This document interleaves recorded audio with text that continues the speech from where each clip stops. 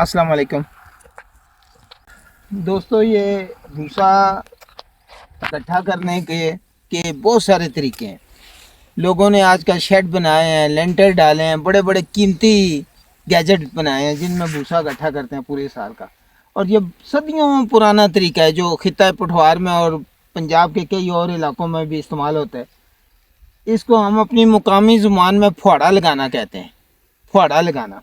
तो इसका तरीका और क्या तरीका है कि चारपाइयाँ जो हैं, चारपाई चौड़े तरीके से बांध दी जाती है आपस में, और उसी से कहते हैं जी 4 चारपाइयों का फुहाड़ा, 6 चारपाइयों का फुहाड़ा, 5 चारपाइयों का फुहाड़ा।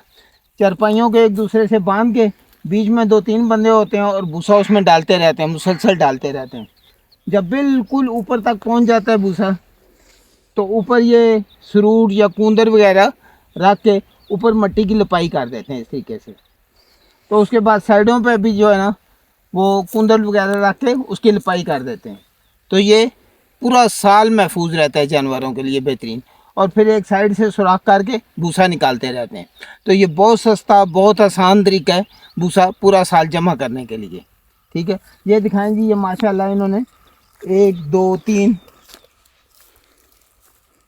2 3 4 5